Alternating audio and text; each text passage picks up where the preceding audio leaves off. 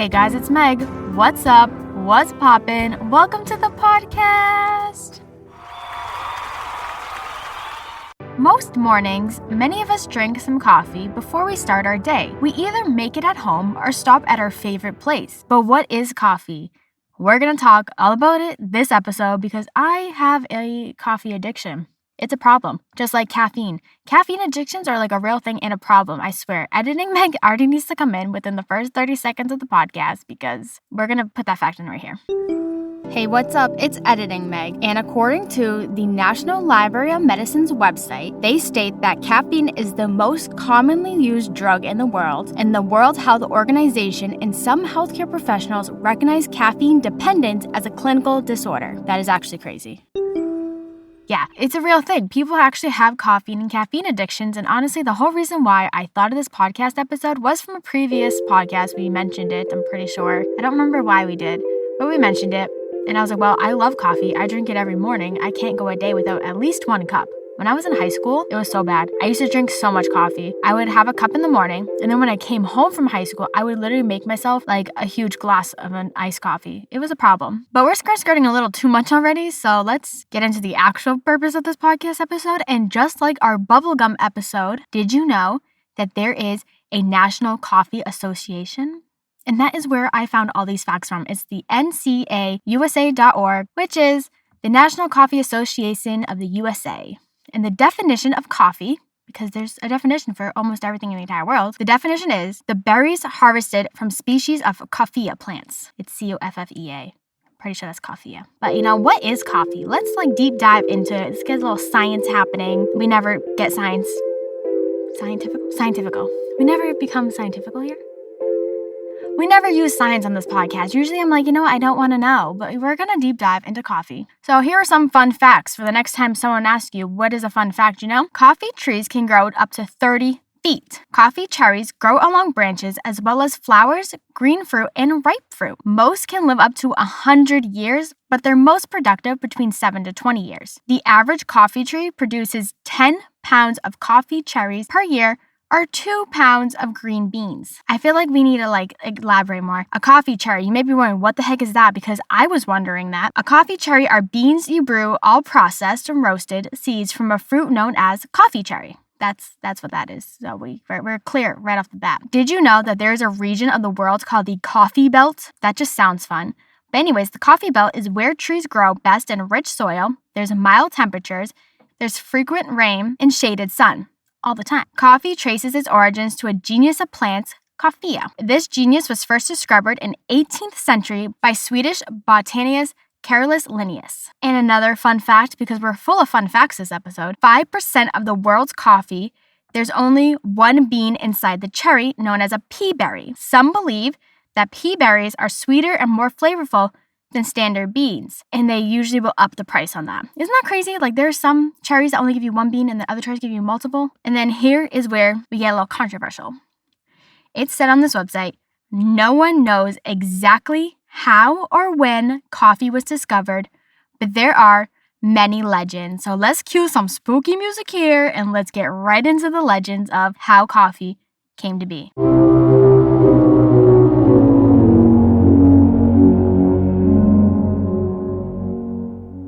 So the first legend we're going to talk about is an Ethiopian legend. It is said that a goat herder, Kaldi, first discovered coffee after he noticed that after eating the berries from a certain tree, his goats became so energetic they didn't sleep at night. He then reported his findings to the abbot of the local monastery. This abbot made a drink with the berries that kept him alert through evening prayer. Apparently that was a big deal because, evening prayer was wicked long. This abbot then shared his discovery with the other monks, and soon knowledge of the quote-unquote energizing berries spread, eventually reaching the Arabian Peninsula, which leads us to number 2 of the coffee legend, the Arabian Peninsula. It is said that coffee cultivation and trade started here. By the 15th century, coffee was being grown in the Yemen district of Arabia. I think it's Yemeni. I might have mispronounced that. I'm so sorry. This is why I can't do scientific podcasts. By the 16th century, it is known in Persia, Egypt, Syria, and Turkey. At this point, it was enjoyed in homes and public coffee houses. You may be wondering, what is a coffee house? Let me tell you, it is basically what we have today. At coffee houses, people drank coffee, talked, listened to music, watched performers, played chess, and kept current on the news. Coffee houses eventually were called schools of the wise. From now on, I will be calling Dunkin' Donuts the school of the wise. I'm gonna pull up to get my iced coffee. I'm gonna pull up to get my medium caramel iced coffee, milk, and sugar from the school of the wise. Which leads us, actually, not Dunkin' Donuts, but the school of the wise, leads us to number 3, coffee comes to Europe. And of course, we're going to be in Europe, and there's so much controversy in this. Let me tell you, there's a lot. When is there not controversy, it seems, when we come to like that type of place. So by the 17th century, coffee came to Europe. But of course, it was not welcomed. People acted with suspicion and fear, calling it the, I quote, and I'm not even joking, bitter invention of Satan, end quote. I think I need to start a coffee business, guys. I think I need to start a coffee business. Maybe we'll call it School of the Wise. And the catchline will be bitter invention of Satan. Like, that just seems so fun. Bitter invention of Satan. They were just bitter, okay? It came to the point that local clergy condemned coffee when it came to Venice in 1615. Do you want to know how bad it got people's fear of this liquid? It got so bad that Pope Clement VIII had to intervene. The Pope had to intervene. The Pope literally had to taste the coffee himself and give it approval, which he ended up doing. But like, can you imagine something that's so scary and controversial that you gotta call the Pope in? You have to be like, bring. Hello, Pope. You need to try this because it's causing an uproar. Coffee causing an uproar. That is wild to me. But anyways, despite controversy, coffee houses quickly became centers of social activity in England, Austria, France, Germany, and Holland. Now this next part makes me very upset. Because why did we get rid of it? In England, they had, and I quote, penny universities, end quote. That was their coffee houses were called. They were called penny universities. You may probably guess why. Because it cost 1 penny. 1 cent could buy you a cup of coffee and engage in stimulating conversation. A penny? Do you know how many cup of coffees I could get? You know how many pennies I have left in my wallet? You trying to tell me I can get a whole cup of coffee for a penny? Forget the conversation. I don't want to talk. Just give me the coffee. That's wild. This next fact, I'm very, very passionate about coffee and tea. If you want a podcast on tea, you should totally let me know because I drink coffee and tea so much. I usually start my day with a cup of coffee and then I have a cup of green tea later on. I was skirting a lot. I'm sorry, guys. But anyways, back to the point of the podcast. Coffee replaced the common breakfast drink. And you may be wondering, at this point in the 17th century England, what was the common breakfast drink? Beer and wine. I'm going to repeat that again for you. The common breakfast drink. Breakfast. You know, when you're having your eggs, your bacon, your sausages, your waffles, your pancake, your toast, your bagels. I don't know if that's what they were actually eating back then. Definitely not. That was very American of me. I'm sorry. But you know, when you were drinking your English breakfast, you were not having tea. I mean, you might have been. But you weren't having coffee. You were having beer and wine. That blows my mind. Like, imagine drinking that early in the morning. Oh my God, no wonder why people back then were crazy. The next legend we're going to talk about, which I guess these are like just more continuous legends. But you know, some people will be like, oh, it started here. Oh, it started here. But you know, it all apparently started with that goat herder. So leading into that is the New World at number 4, which was the mid-1600s. Coffee was brought to New Amsterdam, which was New York. Tea continued to be the favorite drink in the New World until 1773, when the Boston Tea Party would change that forever.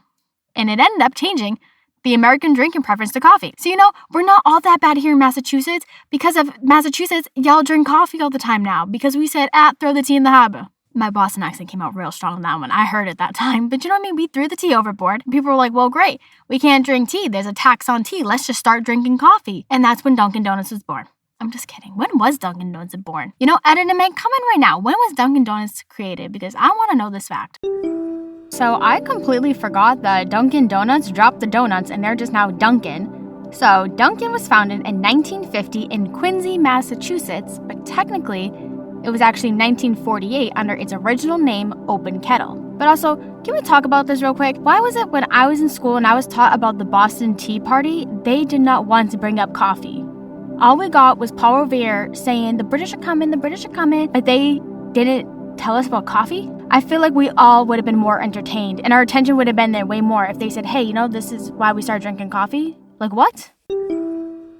But eventually, going back to the point of the podcast, Eventually, plantations around the world started coming up everywhere because there was a demand for coffee caused a need to cultivate coffee outside Arabia. Because going back to the first point of the podcast, coffee started in Arabia when that man, Chaldi, saw his goats eating berries. So, moral of the story is, we have coffee because goats decided to eat it. That is crazy. And it's true, because if you Google it, it literally brings up the goat herder. Some sources give his name, some sources don't give his name.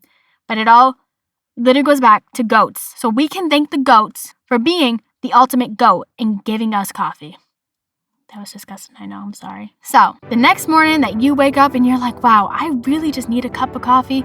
No, we've been having coffee for literally centuries and centuries now at this point, and it is all thanks to some lovely furry friend goats. Thank you for tuning into this week's episode of Hey Guys, It's Meg. You can follow Hey Guys, It's Meg _podcast on Instagram for updates and good times. Come back next week where we talk about spring trends of 2023 because there's probably some really good ones and some not so good ones. I'll see you on the flip side. Peace out, Girl Scouts.